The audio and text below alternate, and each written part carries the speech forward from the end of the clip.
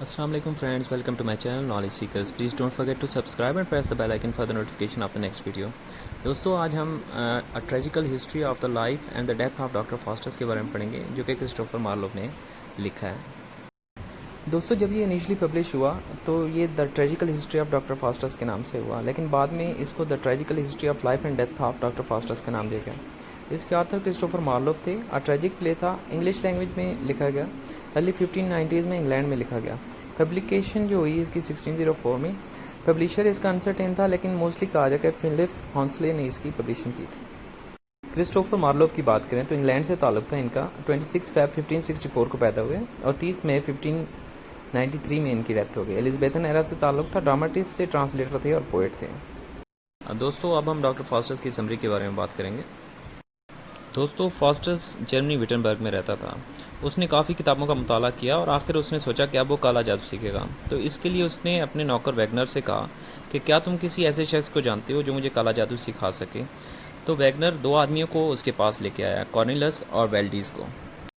اب جب فاسٹس نے جادو سیکھنے کے بارے میں سوچا تو نیکی اور بدی کا فرشتہ اس کے پاس آئے. نیکی کے فرشتے نے اسے منع کیا جبکہ بدی کے فرشتے نے اسے ترغیب دی.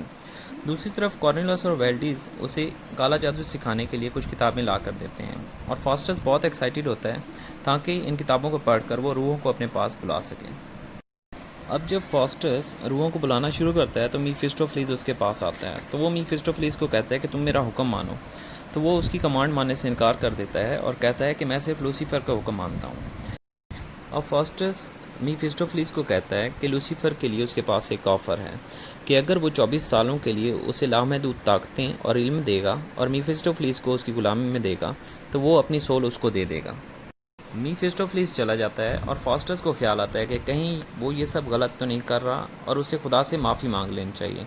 تبھی نیکی اور بدی کا فرشتہ آتے ہیں اور وہ نیکی کا فرشتہ اس کو بہلانے اور بتانے کی کوشش کرتا ہے کہ وہ جادو سیکھنے کی ضد چھوڑ دے، جبکہ بدی کا فرشتہ اسے یہ سب کرنے کی ترغیب دیتا ہے.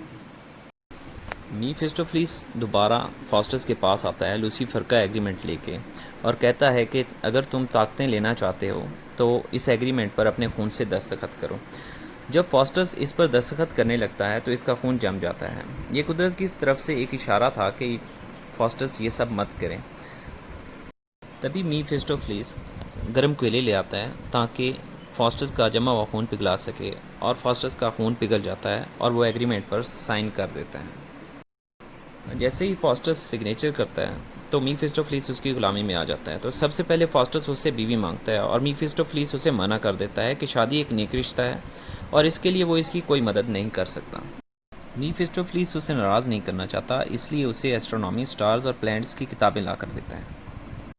میفیسٹوفلیز اسے پلانٹس اور دنیا کی تخلیق کے بارے میں بتاتا ہے. تبھی فاسٹس اس سے پوچھتا ہے کہ یہ دنیا کس نے بنائی. تو وہ منع کر دیتا ہے بتانے سے کیونکہ وہ ڈیول کا غلام تھا اور وہ خدا کا نام اپنے زبان پر نہیں لانا چاہتا تھا. تبھی فاسٹس کو خیال آتا ہے کہ وہ یہ سب غلط کر رہا ہے اور اسے خدا سے معافی مانگ لینی چاہیے. تبھی لوسیفر وہاں آ جاتا ہے. لوسیفر فاسٹس سے کہتا ہے تم نے میرے ساتھ ایگریمنٹ کیا ہے، تمہیں خدا کا نام لینے کی ضرورت نہیں ہے. اور فاسٹس اس کی بات مان لیتا ہے اور اسے یقین دلاتا ہے کہ آئندہ وہ خدا کا نام نہیں لے گا. لوسیفر جاتے ہوئے خوش ہو کر اسے ایک کتاب دے کر چلا جاتا ہے. اب میفیسٹوفلیز اسے بگی میں بٹھا کر دنیا کی سیر کروانے لے جاتا ہے تاکہ اسے دنیا کے تمام راز دکھا سکے. اب جب وہ ساری دنیا گھوم لیے تو وہ ملک روم میں اترے. تبھی فاسٹس نے خواہش کی کہ وہ یہاں کے مونومنٹس دیکھنا چاہتا ہے. میفیسٹوفلیز نے کہا ضرور دیکھیے گا مگر پہلے پاپ پادری کو تنگ کر لیں جو اپنے چیمبرز میں بیٹھا ہے. تو فاسٹس پاپ کو پریشان کرتا ہے اور اس سے مذاق کرتا ہے. جب فاسٹس واپس جرمنی آتا ہے تو وہ پورے جرمنی میں مشہور ہو چکا ہوتا ہے. تو امپیریئر چارلز ففتھ نے اسے اپنے دربار میں دعوت دی تاکہ فاسٹس کی جادوئی طاقتیں دیکھ سکے. ڈاکٹر فاسٹس نے تمام سکلز جادو دکھایا مگر وہاں موجود ایک شخص کو پسند نہ آیا تو فاسٹس نے اس کے سر پر سینگ اگا دیے. اس کے بعد فاسٹس ایک گھوڑے کے وپاری سے ملتا ہے اور اس سے مذاق کرتا ہے اور اس کے گھوڑے کو پانی پر چلا کر اس کا گھوڑا غائب کر دیتا ہے. جب فاسٹس گھر واپس آتا ہے تو ویگنر اسے بتاتا ہے کہ ڈیوک آف وین ہالٹ نے اسے اپنے دربار میں بلایا. فاسٹس وہاں جا کے ڈیوک اور وین ہالٹ کو خوب انٹرٹین کرتا ہے.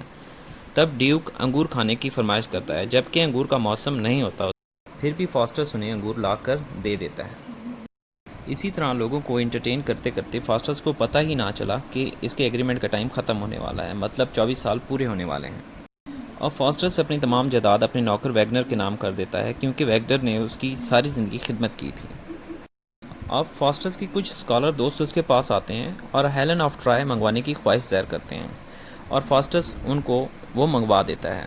تب ایک بوڑھا آدمی اس کے پاس آتا ہے اور اسے سمجھاتا ہے ابھی بھی کچھ نہیں بگڑا، خدا سے معافی مانگ لے اور خدا تمہیں معاف کر دے گا۔ تو فاسٹس بوڑھے آدمی سے کہتا ہے میں ابھی معافی مانگنا چاہتا ہوں۔ تبھی وہاں میفیسٹوفیلس دوبارہ آ جاتا ہے۔ میفیسٹوفیلس فاسٹس کو غدار کہتا ہے اور کہتا ہے کہ اگر تم نے ایسا کیا تو تمہاری جان لے لی جائے گی۔ تو فاسٹس اسے کہتا ہے میں تو ایسا کرنا ہی نہیں چاہتا۔ اب فاسٹس میفیسٹوفیلس کو کہتا ہے کہ ہیلن کو میرا لور بنا دو تاکہ میرا دھیان بھٹکا رہے اور ایگریمنٹ گزر جائے۔ میفیسٹوفیلس فاسٹس کی بات مان لیتا ہے، مگر فاسٹس دن بدن مایوس ہوتا جاتا ہے اور اس کے دوست اسکالرز اس کی وجہ پوچھتے ہیں تو وہ ساری بات ان کو بتا دیتا ہے اور ان سے لوسیفر کے ایگریمنٹ کے بارے میں بھی بات کرتا ہے۔ اب جب ایگریمنٹ میں صرف 1 گھنٹہ باقی رہ گیا تب وہ بھاگ کر چرچ گیا، کیونکہ وہ جانتا تھا کہ جیسس کا خون کا ایک قطرہ اسے بچا سکتا ہے۔ تو وہ جیسس سے بھی بارگیننگ کرنا شروع کر دیتا ہے، لیکن اسی دوران اس کے ایگریمنٹ کا وقت ختم ہو جاتا ہے اور لوسیفر اس کی روح لے جاتا ہے۔ لیکن وہ جاتے ہوئے دعا کرتا ہے کہ جو اس کی کتابیں ہیں وہ ساری جلا دی جائیں تاکہ کوئی اور وہ نہ کرے جو اس نے کیا، اور اسی طرح پلے کی اینڈنگ ہو جاتی ہے۔